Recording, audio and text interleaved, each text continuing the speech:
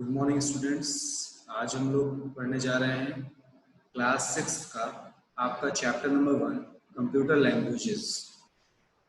इसमें हम लोग क्या क्या पढ़ेंगे कि बेसिकली कंप्यूटर लैंग्वेज क्या होती है, कंप्यूटर लैंग्वेज के कुछ फीचर्स, कैसे हम अलग अलग कंप्यूटर लैंग्वेज के बीच में डिफरेंस करते हैं और उनके इम्पोर्टेंस क्या है।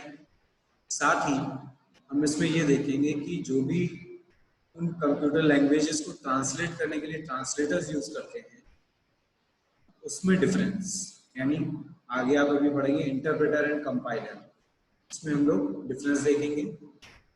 सो today computers are seen as personal accessory. आजकल आप देख रहे हैं कंप्यूटर्स जो है एक बिल्कुल पर्सनल एसेसरी की तरह यूज करते हैं हम। They are portable, powerful and simple to operate. वो कहीं भी हम उनको मूव कर सकते हैं, जैसे लैपटॉप है, पैमटॉप है, अलग अलग तरीके से नोटबुक है। वो पोर्टेबल हैं, पावरफुल हैं और simple to operate. They are easy to operate. They can work in any place and connect us with anyone. वो किसी भी वर्क प्लेस पे हम उसको यूज कर सकते हैं और किसी भी समय किसी के साथ भी हम कनेक्ट करके उसको यूज कर सकते हैं या उसके साथ वर्क कर सकते हैं। They are seen as an extension of the human hand and mind and are essential to every field of work. अब क्या कह रहा है कि एक तरीके से ये हमारे ह्यूमन हैंड का और ह्यूमन माइंड का एक्सटेंशन है। एक्सटेंशन मतलब उसका आगे का part, and are essential to every field of work. क्यों जरूरी है? आजकल हर टाइप के जितने भी फील्ड ऑफ वर्क है, चाहे किसी भी बैंक में जाएं, किसी भी आप ऑफिस में जाएं, किसी भी आप स्कूल्स में जाएं, तो वहां पे आपको सब जगह हर टाइप के फील्ड ऑफ वर्क में आपको ये कंप्यूटर देखने को मिल जाए। अब यहाँ पे आपका जो गूगल है वो गूगल से कहता है, look Google, I am asking the computer to draw a triangle, but it is not obeying my instructions.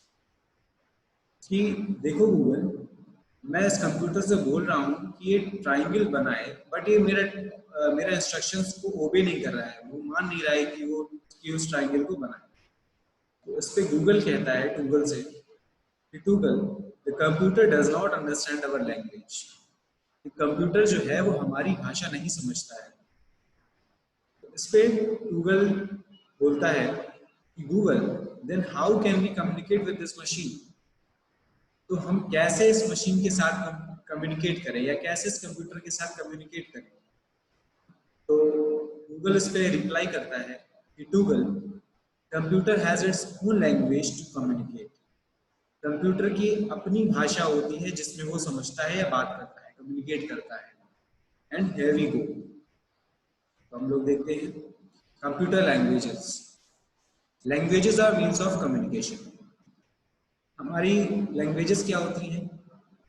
किसी भी बात को करने के लिए जिस भाषा का प्रयोग करते हैं हम उनको लैंग्वेज कहते हैं।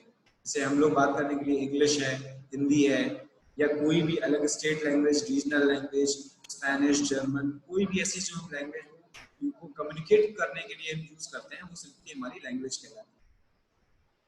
People interact with each other through a language. एक दूसरे से लोग इंटरेक्ट करते हैं, अपनी इंफॉर्मेशन को शेयर करते हैं लैंग्वेज के through. Similarly, communication with computers is carried out through a language. बिल्कुल इसी तरीके से कंप्यूटर्स के साथ जब हम कोई कम्युनिकेशन करते हैं तो वो भी हम एक लैंग्वेज में ही करते हैं। This language is understood by both user and the machine. ये जो लैंग्वेज होती है वो दोनों लोगों द्वारा समझी जाती है। कौन? यूजर और मशीन। यूजर मीन्स जो उसको यूज कर रहा है, या हम हैं या आप हैं, कोई भी जो उस कंप्यूटर को, उस मशीन को यूज कर रहा है वो यूजर है, और मशीन। उन दोनों द्वारा, ऐसी भाषा जो दोनों द्वारा समझी जाए, machine as well as user. Just as every language like English, Hindi has its grammatical rules, every computer language is bound by rules known as syntax. अब जिस तरीके से चाहे हम इंग्लिश की बात करें चाहे हिंदी की बात करें, कुछ सेट ऑफ रूल्स रेगुलेशंस होते हैं जिनमें हम इंग्लिश को लिखते हैं, बोलते हैं, या हिंदी को बोलते लिखते हैं। बिल्कुल इसी तरीके से जो हमारी कंप्यूटर लैंग्वेज होती है उसके भी कुछ रूल्स होते हैं, और उन रूल्स को हम बोलते हैं सिंटैक्स ऑफ दैट लैंग्वेज। हम उसको सिंटैक्स बोलते हैं। The user is bound by that syntax while communicating with the computer system. तो जब भी हम कंप्यूटर सिस्टम के साथ कम्युनिकेट करता है कोई भी यूजर, तो वो उस सिंटैक्स को फॉलो करते हुए ही कम्युनिकेट करता है। Now computer languages are broadly classified as, computer language को फर्दर क्लासिफाई करते हैं low level language as well as high level language. उसमें से हम पहला देखते हैं हमारा लो लेवल लैंग्वेज क्या होता है। सिंपल भाषा में, सिंपल शब्दों में, लो लेवल लैंग्वेज वो लैंग्वेज होती है जो मशीन द्वारा या कंप्यूटर द्वारा डायरेक्टली अंडरस्टैंड हो जाए, डायरेक्टली उसको समझ ले मशीन। ऐसी भाषा एज को हम लो लेवल लैंग्वेज बोलते हैं। तो लो लेवल लैंग्वेज में हमारी मशीन लैंग्वेज आती है। This is the language in the form of zeros and ones called binary numbers and is understood directly by the computer. ये मशीन लैंग्वेज हमारी ऐसी लैंग्वेज होती है जो हम डायरेक्टली इसे नंबर्स में जीरो और वन के फॉर्म में इसको लिखते हैं और इसी को हम बाइनरी, इसीलिए हम बाइनरी इसको लैंग्वेज बोलते हैं या बाइनरी नंबर्स के लिए फॉर्म में लिखते हैं, इस वजह से इसको बाइनरी लैंग्वेज बोलते हैं। और ये हमारी मशीन द्वारा यानी कंप्यूटर द्वारा डायरेक्टली हम इसको इंस्ट्रक्शन देते हैं, वो बहुत जल्दी इस चीज को समझ लेता है एक बार में डायरेक्ट। अगर आप जैसे किसी से बोल कर बात करें कि आप वहां पे जाइए, तो जैसे हम एक दूसरे को समझते हैं बिल्कुल, हमें कोई ट्रांसलेशन की जरूरत नहीं है जिस भाषा को हम समझते हैं। बिल्कुल इसी तरीके से कंप्यूटर के लिए जो मशीन लैंग्वेज जब वो सुनता है या अपना मतलब आपका फॉलो करता है मशीन लैंग्वेज को, तो उसको किसी भी ट्रांसलेशन की जरूरत नहीं होती, वो डायरेक्टली उस पर काम करता है। Machine language was the first generation computer language. Machine language हमारी कैसी थी? फर्स्ट जनरेशन कंप्यूटर लैंग्वेज थी। और a computer sample coded machine language is shown below. तो यहाँ पे एक सैंपल दिया गया है, आपको यहाँ पे दिखाया गया है कि मशीन लैंग्वेज को हम किस तरीके से लिखते हैं। जैसे सपोज करिए हमें लिखना है कि ऐड 011814, इसको ऐड करो। तो इस ऐड एज वेल एज इस नंबर को अगर आप देखें तो पूरा का पूरा ये जो बाइनरी फॉर्म में लिखा जाएगा, बाइनरी नंबर्स के फॉर्म में लिखा जाएगा, यानी मशीन लैंग्वेज के फॉर्म में लिखा जाएगा, वो इस तरीके से। देखिए आप, ये आपका पूरा का पूरा मशीन लैंग्वेज इस तरीके की होती है। Machine language is faster in executions. Machine language होती है बहुत ज्यादा फास्टर होती है एग्जीक्यूशंस में। अगर हम इसको मतलब एग्जीक्यूट करें या कोई हमने अगर कमांड दिया है कंप्यूटर को, इंस्ट्रक्शन दिया है कोई भी काम करने के लिए, तो मशीन लैंग्वेज में जो हम इंस्ट्रक्शन देंगे कंप्यूटर को, वो कंप्यूटर बहुत जल्दी करेगा, बहुत जल्दी उसको एग्जीक्यूट कराएगा। They directly communicate with the processor and utilize less memory. अब क्या होता है, वो जो कंप्यूटर का प्रोसेसर होता है उसके साथ डायरेक्टली कम्युनिकेट करता है और बहुत ही कम मेमोरी लेता है उस इंस्ट्रक्शंस को फॉलो करने में। But at the same time it is very difficult to write and understand. But हमारे लिए अगर हम देखें, यानी कि यूजर के लिए ऐसी भाषा में लिखना, जैसे ये 001 आप देख रहे हैं बाइनरी फॉर्म में, कोई भी ऐसी छोटी सी चीज को ऐसे बड़े उसमें फॉर्म में लिखना, यानी मशीन लैंग्वेज में लिखना, थोड़ा सा डिफिकल्ट भी होता है, साथ ही साथ समझना भी डिफिकल्ट हो जाता है। तो मशीन लैंग्वेज हमारी क्या है? लो लेवल लैंग्वेज है। इसके बाद सेकंड हमारी आती है असेंबली लैंग्वेज। असेंबली लैंग्वेज हमारी जो होती है वो मशीन लैंग्वेज से थोड़ी सी सिंपलर होती है। An assembly language is a programming language that can be used to directly tell the computer what to do. Basically ये भी हमारी एक प्रोग्रामिंग लैंग्वेज है जिससे हम इंस्ट्रक्शन दे रहे हैं कंप्यूटर को कि आप कंप्यूटर को क्या करना है, हम उससे जो भी अपना टास्क, जो भी अपना वर्क है वो करा दें। It is almost exactly like the machine code. ये बिल्कुल मशीन कोड की तरह ही होती है। That a computer can understand except that it uses a word in place of numbers. बस अंतर क्या होता है कि ऐसे नंबर्स की बजाय पे, ऐसी नंबर्स की जगह पे वो कुछ वर्ड्स को यूज करता है। और ऐसे words, as it uses words in place of number, a computer cannot really understand assembly program directly. अब क्या हो रहा है कि जो भी ये वर्ड्स को हम जब यूज करते हैं कंप्यूटर के साथ, तो कंप्यूटर उसको डायरेक्टली अंडरस्टैंड नहीं कर पाता है, उस असेंबली प्रोग्राम को या उस असेंबली लैंग्वेज को वो डायरेक्टली नहीं समझ पाता है। तो उसको एक ट्रांसलेटर की जरूरत होती है। सिंपल भाषा में उसी ट्रांसलेटर को हम असेंबलर बोलते हैं। असेंबलर मीन्स, असेंबलर का काम क्या है कि आपका जो लेटर्स मीन्स वर्ड्स में जो आपकी कोडिंग है या आपका जो प्रोग्रामिंग आपने किया है, जो भी आप इंस्ट्रक्शंस कंप्यूटर को वर्ड्स की लैंग्वेज, वर्ड्स के फॉर्म में दे रहे हो, उसको इसी बाइनरी के फॉर्म में कन्वर्ट करना, ये काम है असेंबलर का।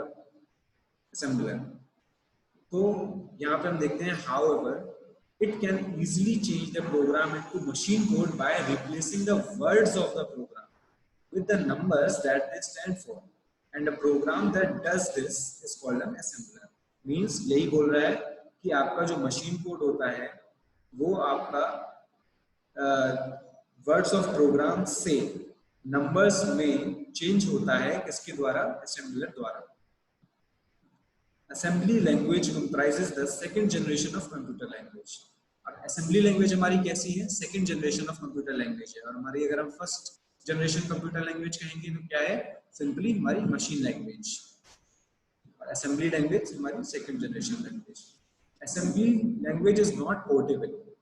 अब दिक्कत क्या है कि ये पोर्टेबल नहीं है. पोर्टेबल का मतलब होता है आपका कि कोई भी ऐसी चीज जो आप एक जगह से दूसरी जगह पे या एक वर्क प्लेस से दूसरी वर्क प्लेस पे यूज कर पाए, वो आपकी पोर्टेबल होती है. जैसे आपने देखा होगा आपका मोबाइल है, आपकी पेन ड्राइव्स हैं, आपके CD DVD हैं, कोई भी ऐसी चीजें आती हैं जो एक जगह से दूसरी जगह बहुत इजीली यूज कर सकते हैं और एक कंप्यूटर से दूसरे कंप्यूटर में भी यूज कर सकते हैं. तो ये सारी चीजें हमारी पोर्टेबल कहलाती है. बट असेंबली लैंग्वेज पोर्टेबल नहीं होती. क्यों? क्योंकि it means that assembly language program written for one processor will not work on a different processor. इसका मतलब है कि एक असेंबली लैंग्वेज या एक असेंबली प्रोग्राम जो हमने एक प्रोसेसर के लिए लिखा है वो दूसरे प्रोसेसर पे काम नहीं करेगा. इसलिए ये पोर्टेबल नहीं है. हमें उस दूसरे प्रोसेसर के लिए अलग से हमें असेंबली लैंग्वेज बनानी पड़ती है या एग्जीक्यूट करने के लिए प्रोग्रामिंग करनी पड़ती है. Assembly language program is not as fast as machine language. अब असेंबली लैंग्वेज हमने पढ़ा था कि मशीन लैंग्वेजेस बहुत तेज होती है, क्योंकि ऑब्वियस है.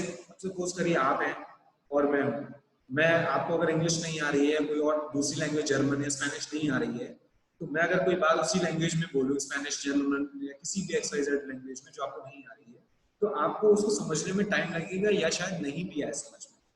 तो आपको एक ट्रांसलेटर की जरूरत पड़ेगी. जब आप ट्रांसलेट करके उसको सुनेंगे समझेंगे तो ऑब्वियसली आपको टाइम लगेगा उस प्रोसेस में. बट अगर मैं उसी भाषा में बात करूं जिसमें आपको समझ में आ रहा है तो वो बहुत तेज आपको समझ में आएगा, बहुत जल्दी समझ में आएगा. बिल्कुल इसी तरीके से असेंबली लैंग्वेज में हमें असेंबलर का यूज करना पड़ता है जो कि ट्रांसलेट करता है आपकी असेंबली लैंग्वेज को मशीन लैंग्वेज में, मशीन लैंग्वेज कोड में, बाइनरी फॉर्म में. इसलिए ये फास्ट नहीं होती है कंपैरेटिवली मशीन लैंग्वेज. वो इस लाइन में यही बोल रहा है, assembly language program is not as fast as machine language because it has to be first translated into machine binary language code. इसके बाद हम देखते हैं high level language. High level language हमारी क्या होती है? You know that low level language requires extensive knowledge of the hardware since it is a machine dependent. अब ये बोल रहा है कि जो भी आपने अभी देखा कि लो लेवल लैंग्वेज है उसमें जो भी यूजर है उसको हार्डवेयर की बहुत ज्यादा नॉलेज होनी चाहिए और वो मशीन डिपेंडेंट होना जरूरी है कि वो उस लैंग्वेज को इस तरीके से क्रिएट कर पाए, इस तरीके से बना पाए कि मशीन उसको यूज कर सके. तो उसके लिए बहुत ज्यादा नॉलेज की जरूरत होती है. But to overcome this limitation, ये जो लिमिटेशन है इससे हमें ओवरकम करने के लिए हमने हाई लेवल लैंग्वेज का डिस्कवर किया. तो हाई लेवल लैंग्वेज हमारी क्या होती है? हाई लेवल लैंग्वेज जो है has been developed with users normal English, like easy to understand statements to solve any problem. तो ये हमारी जो लैंग्वेज होती है ये बिल्कुल नॉर्मल इंग्लिश की तरीके से हमारे स्टेटमेंट्स को हम उसमें यूज करते हैं जो कि हमारी किसी भी प्रॉब्लम को सॉल्व करती है.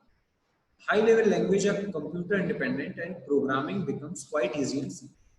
तो ये लैंग्वेज हमारे कंप्यूटर के लिए तो डिफिकल्ट है क्योंकि कंप्यूटर को उसको समझ में नहीं आ रहा है, जो हम यहाँ से हम जो भी उसको कोड्स दे रहे हैं, जो भी उसको प्रोग्रामिंग कर रहे हैं हाई लेवल लैंग्वेज. बट ये हमारे लिए बहुत इजी हो जाती है, बहुत ही ज्यादा सिंपल हो जाती है हाई लेवल लैंग्वेज. तो सेम बिल्कुल इसी तरीके से इस हाई लेवल लैंग्वेज को कन्वर्ट कौन कर रहा है, ट्रांसलेट कौन कर रहा है कंप्यूटर के लिए? कंपाइलर. जैसे हमने वहां पढ़ा था कि हमारा असेंबलर जो था वो आपका लो लेवल असेंबली लैंग्वेज से मशीन लैंग्वेज में कन्वर्ट कर रहा था. बिल्कुल इसी तरीके से आपका जो लैंग्वेज हमारे लिए इजी है यानी हाई लेवल लैंग्वेज को मशीन लैंग्वेज में बाइनरी फॉर्म में कन्वर्ट करता है कंपाइलर. अब वेरियस हाई लेवल लैंग्वेजेस हम देखते हैं are given below. Basic means a beginners all purpose symbolic instruction code. Means आपको उसके नाम से समझ में आ रहा है कि बिगिनर्स के लिए हर पर्पस के लिए, all purpose symbolic instruction code means हम कुछ ऐसे कोड्स देते हैं जिसमें सिंबॉलिक सिंबल्स का यूज करते हैं, सिंबॉलिक इंस्ट्रक्शन कोड, उसका नाम ही है basic. It is widely used, easy to learn, general purpose language. ये बहुत ही ज्यादा वाइडली यूज होने वाली लैंग्वेज है, बहुत जगह बहुत ज्यादा जगह पे यूज होती है। बहुत ही सिंपल होती है ये याद करने के लिए, इजी टू लर्न, और जनरल पर्पस लैंग्वेज, और ये जनरल पर्पस के लिए यूज होती है। Mainly used in micro computers in earlier days. ये कहाँ यूज होती थी? पहले के दिनों में हम इनको माइक्रो कंप्यूटर्स में यूज करते थे स्पेशली। फिर हमारा आया COBOL. COBOL means common business oriented language. Specially ये थोड़ा सा एक, हमने जब बेसिक में आपका स्टैंडर्डाइजेशन लाया इस लैंग्वेज में, एक बिजनेस के फॉर्म में थोड़ा सा कमर्शियल एप्लीकेशंस लाने के लिए, जिसे हम देखते हैं कि बिल्कुल प्रोफेशनल थोड़ा सा एप्लीकेशंस जब हमने बनाए, उसके लिए हमने किसका यूज किया? कोबोल का। तो COBOL is a standardised language used for commercial applications. इसके बाद फोर्ट्रन आया। FORTRAN means formula translator. Formula means जहां जहां पे हमें कंप्यूटर के थ्रू फॉर्मूले की रिक्वायरमेंट थी कि ऐसे ऑपरेशंस, ऐसे फंक्शंस जहां पे हमें फॉर्मूलेज के यूज करने होते हैं, मैथमेटिकल फॉर्मूलाज हो गए, तो ऐसी चीजों पे जहां जहां हमें यूज हुआ वहां पे हमने फोर्ट्रन का यूज किया। तो देखते हैं, developed for solving mathematical and scientific problems, यानी कि मैथमेटिकल प्रॉब्लम्स को सॉल्व करने के लिए as well as scientific problems को सॉल्व करने के लिए हमने इसको डेवलप किया। One of the most popular languages among scientific community, means हमारा जो भी हमने साइंटिफिक कम्युनिटी के लिए, ये हमारा सबसे पॉपुलर लैंग्वेज है, जो भी साइंटिस्ट द्वारा मींस हम इसको यूज करते हैं। फिर हमारा सी आई, सी हमारी एक लैंग्वेज है।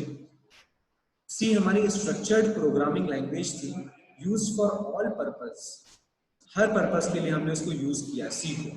ये हमारी एक बेसिक, मतलब आप ये समझिए कि ये हमारा सबसे ऐसी प्रोग्रामिंग लैंग्वेज है कि जब भी आप कोई भी एप्लीकेशन या कोई भी चीज डेवलप करते हैं, कोई भी गेम, कोई भी जितनी भी आप चीजें देखते हो अपने मोबाइल में, लैपटॉप में, जितने भी आपके सॉफ्टवेयर्स हैं, तो उन सबकी शुरुआत जो होती है वो सी से ही होती है। तो सी हमारी एक ऐसी बेसिक लैंग्वेज है जिसको हर पर्पस के लिए हम यूज करते हैं। जैसे साइंटिफिक एप्लीकेशन में भी हम यूज कर रहे हैं फोर्ट्रन के लिए, इसमें हमारा कोबोल का भी काम हो रहा है, इसमें हमारा बेसिक का भी काम हो रहा है। तीनों का, चारों का, जितने भी इस तरह का काम है वो सब इसी में हो रहा है, सी में, यानी scientific application, commercial application, developing games etcetera. इस तरीके से हम सी को यूज करते हैं। इसका मोर एडवांस्ड वर्जन हमारा जो था वो था सी प्लस प्लस। तो सी प्लस प्लस हमारी popular object oriented program language है, यूज फॉर जनरल पर्पस। इसके बाद हमारा फोर्थ जनरेशन लैंग्वेज है। तो फोर्थ जनरेशन लैंग्वेज में हमने देखा कि most fourth generation languages are non procedural languages. Non procedural languages means इसमें प्रोग्रामर को एक, जो हमेशा हर लैंग्वेज में जो उसको प्रोसीजर, डिटेल का प्रोसीजर होता था, जिसमें वो डिटेल्स देता था प्रोग्राम्स में सारी, वो सब उसमें नहीं देनी पड़ती है उसे। वो डायरेक्ट वो चीज देता है कि जो पर्टिकुलर उसको वो फंक्शन कराना है उस कंप्यूटर से, स्पेसिफिकली जो उसको फंक्शन परफॉर्म करना है सिर्फ उतना ही देता है, वो पूरा प्रोसीजर इस लैंग्वेज में नहीं देता है। यानी देखते हैं इसको, most fourth generation languages are non procedural languages. इसमें कोई प्रोसीजर नहीं होता है। The programmer does not have to give the details of procedure, सिर्फ उस प्रोसीजर की कोई डिटेल्स नहीं देनी होती है उस प्रोग्राम में, in the program, but instead specify what is wanted, but सिर्फ वो देता है कि जो पर्टिकुलर उसको काम करना है, काम कराना है, सिर्फ वो बताता है। Major fourth generation languages are used to get information from files and databases. तो बेसिकली हम ये कहाँ यूज कर रहे हैं फोर्थ जनरेशन लैंग्वेजेस? ऐसी जगह पे जहाँ पे हमें किसी भी फाइल या डेटाबेस से इंफॉर्मेशन चाहिए, ऐसी जगह पे हम इस फोर्थ जनरेशन लैंग्वेज का यूज करते हैं। They are query languages which are used to answer queries or questions about data from a database. तो इस तरीके से हम इसका यूज कर रहे हैं। तो बेसिकली हम लोग देख रहे थे कि यहाँ पे हमारा फोर्थ जनरेशन जो लैंग्वेज थी, ऐसी एक लैंग्वेज होती है ये, जिसमें हम किसी भी ऑलरेडी जो हमारा डेटा कहीं सेव है, फाइल या जो हमारा किसी भी इंफॉर्मेशन के तौर पे किसी भी कंप्यूटर में सेव है, उससे हम इंफॉर्मेशन निकालने के लिए इस लैंग्वेज का यूज करते हैं। They are query languages, means query करने के लिए, क्वेश्चन या मतलब इंफॉर्मेशन निकालने के लिए, which are used to answer queries or questions about the data from a database. फिर हमारा आता है fifth generation language. Fifth generation language हमारी क्या होती है? ये हमारी ऐसी लैंग्वेज है इसमें हम वॉइस का यूज करते हैं। जैसे आपने देखा होगा कि आप लोगों के आजकल जो कार्स आ रही हैं, या आपके मोबाइल्स हो गए, या आपके लैपटॉप्स हो गए, गूगल पे आप देखते हैं कुछ भी है, वॉइस जो आप सर्च करते हो वॉइस से, कि आपने जो भी कमांड दिया लैपटॉप मोबाइल को, कि वो वॉइस से ऑपरेट हो रहा है। ये हमारी होती है फिफ्थ जनरेशन। इसको देखिए, fifth generation programming language will permit the user to give commands in a more conversational way. Means हम जैसा बोलते जा रहे हैं कंप्यूटर वैसा उसको कन्वर्ट करके बाइनरी कोड में ही अपनी लैंग्वेज में करता जा रहा है। This will use voice input devices. Means ये voice input devices ऐसे devices का use करता है जो कि हमारी voice को अपने उसमें input करा के फिर further काम करे, rather than traditional keyboards or pointing devices. Means इसमें हमें keyboard या अलग से mouse या अलग से कोई pointer device का use नहीं करना पड़ता है। Fifth generation languages are used mainly in artificial intelligence. आजकल आप लोगों का चल रहा है एआई करके आता है, आर्टिफिशियल इंटेलिजेंस। इसका आप लोगों ने एग्जांपल देखा होगा, जैसे आपका एक अमेजन वगैरह पे स्पीकर आता है, देखा होगा आपने कभी ऐड कि एलेक्सा करके आता है। तो एलेक्सा जो है वो बेसिकली आर्टिफिशियल इंटेलिजेंस का ही एक स्पीकर डेवलप किया है गूगल ने। तो इसमें क्या है, आपका जो भी आप उससे नॉर्मली बात करते हैं, जैसे हम लोग एक दूसरे से वॉइस कमांड के थ्रू, वैसे ही हम उससे भी बात कर सकते हैं और वो हमें रिप्लाई करती है बिल्कुल वैसे ही। जबकि पहले वो हमारी वॉइस कमांड को इनपुट करती है, उसको ट्रांसलेट करती है, ट्रांसलेट करने के बाद हमारा जो भी हमने बोला है उसका डेटा को सर्च करके वापस हमें उसी लैंग्वेज में जिसमें हम समझ रहे हैं उसमें वो रिस्पॉन्ड करती है। तो ये हमारा पूरा फंक्शन कहलाता है artificial intelligence. Examples of fifth generation languages जो हैं वो हमारे यहाँ प्रोलॉग। प्रोलॉग हमारी एक लैंग्वेज है fifth generation. OPS5 and mercury, ये सबसे नोन बेस्ट नोन जो फिफ्थ जनरेशन लैंग्वेजेस है वो। अब हम देखते हैं compiler, assembler and interpreter. Compiler, assembler, interpreter. अब देखिए कंपाइलर असेंबलर तो हम लोग देख चुके हैं। असेंबलर क्या था आपका, लो लेवल लैंग्वेज से आपका मशीन लैंग्वेज में कन्वर्ट कर रहा था, यानी असेंबली लैंग्वेज को मशीन लैंग्वेज में कन्वर्ट कर रहा था। और कंपाइलर आपको क्या कर रहा था, ट्रांसलेट कर रहा था आपका क्या, आपका हाई लेवल लैंग्वेज से आपका मशीन लैंग्वेज में बाइनरी फॉर्म। अब देखते हैं यहाँ पे, इसको अच्छे से समझ लेते हैं। As you know that high level language is a machine independent and assembly language though it is machine dependent, yet mnemonics that are being used to represent instructions are not directly understandable by machine. Means high level language जो है वो आपकी machine independent है, assembly language जो है वो भी आपकी machine डिपेंडेंट नहीं है। यहाँ पे जब आप इस लाइन को पूरा मतलब देखेंगे कि ये इंस्ट्रक्शन को रिप्रेजेंट करती है but are not directly understandable by machine. Machine dependent तो है बट मशीन के द्वारा डायरेक्टली नहीं समझी जा सकती है, are not directly understandable by machine. कौन सी, असेंबली लैंग्वेज। हेंस दोनों लैंग्वेजेस के लिए, hence to make the machine understand the instructions provided by both languages, compiler and assembler are required to convert these instructions into machine language. Simply, जो मैंने अभी आपको बताया। Software set of programs that reads a program written in high level language and translates into equivalent program in machine language is called a compiler. Means आपका high level language से जो आपका machine language में convert करता है उसको हम compiler बोलते हैं। और compiler क्या करता है, आपके पूरे के पूरे प्रोग्राम को जो इसका सिंटेक्स है उसमें सारी एरर्स को फाइंड करता है। कहीं कोई उस प्रोग्राम में उस पूरे के पूरे सिंटेक्स में कोई एरर तो नहीं है, तो पूरा एक बार में चेक करता है। ये इसमें इंपॉर्टेंट नोटिस करने वाली बात है कि हमारा जो कंपाइलर होता है वो एक बार में पूरे के पूरी जो हमारी प्रोग्राम है पूरा सिंटेक्स उसको एक बार में चेक करता है और जो भी एरर होती है वो इकट्ठे बता देता है। The program written by the programmer in high level language is called source program. अब बोल रहा है कि जो भी प्रोग्रामर है चाहे या कोई भी यूजर है वो हाई लेवल लैंग्वेज में, मतलब ऐसी भाषा में जिसमें हम समझ सकते हैं, इंग्लिश में इस तरीके से उस सिंटैक्स में पर्टिकुलरली, जैसे C++ हो गया, सी हो गया, तो सब हाई लेवल लैंग्वेज थी। तो उसमें जो हमने प्रोग्राम लिखा है उसको हम बोलते हैं सोर्स प्रोग्राम। क्या बोलते हैं, source program. And the program generated by the compiler, means translation के बाद जो कंपाइलर ने आपके प्रोग्राम को जनरेट किया उसको हम बोलते हैं ऑब्जेक्ट प्रोग्राम। तो यहाँ पे देखिए लिखा है सोर्स प्रोग्राम जो कि हाई लेवल लैंग्वेज में है, ये हमने बनाया है। कंपाइलर ने उसको ट्रांसलेट काहे में कर दिया, मशीन लैंग्वेज में इसको हमने बोला ऑब्जेक्ट प्रोग्राम। तो सोर्स प्रोग्राम यूजर द्वारा जो लिखा गया, ऑब्जेक्ट प्रोग्राम जो मशीन द्वारा उसने ट्रांसलेट करने के बाद उसको फाइनली एग्जीक्यूट किया। तो the software that reads a program written in assembly language, high level language को जब हम उसको आपका हाई लेवल लैंग्वेज को मशीन लैंग्वेज में कर रहे थे तो कंपाइलर कर रहा था, और असेंबली लैंग्वेज को मशीन लैंग्वेज में कन्वर्ट कौन कर रहा है, असेंबलर। यही सेम चीज लिखी हुई है। अब इंटरप्रेटर क्या होता है? Interpreter is a program that translates only one instruction of a high-level language source program into machine code at a time. Interpreter जैसे हमने आपको बताया था कि कंपाइलर जो होता है वो पूरा आपका एक बार में ट्रांसलेट करता है जो भी आपका प्रोग्राम है, but interpreter line by line आपको एक लाइन एक बार में सिर्फ चेक करता है। आपका जो भी इंस्ट्रक्शंस की आपकी एक लाइन है सिर्फ उसको ट्रांसलेट करेगा, उसको चेक करेगा, अगर उसमें कोई एरर होगी तो वो वहीं एरर देगा, आपका तब तक आगे मूव नहीं करेगा। फिर जब उसमें अगर कोई एरर नहीं है तब वो सेकंड लाइन मूव करेगा, उसको चेक करेगा। तो ऐसे वो लाइन बाय लाइन चेक करता है। यानी an interpreter is a program that translates only one instruction, एक इंस्ट्रक्शन को एट दैट टाइम वो कन्वर्ट करता है, ट्रांसलेट करता है हाई लेवल से मशीन कोड में। This code is executed and then instruction is translated.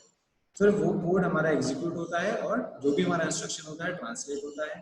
The object code produced by the interpreter is not saved for future references. अब देखिए इसमें क्या हो रहा है, इंटरप्रेटर में जो हमारा ऑब्जेक्ट कोड था, मींस जो हमारे कंप्यूटर को फाइनली हमारा आउटपुट निकल के आया कोडिंग या प्रोग्राम, वो उसको इंटरप्रेट फ्यूचर रेफरेंस के लिए सेव नहीं करता है। A compiled object code runs faster than an interpreted source code.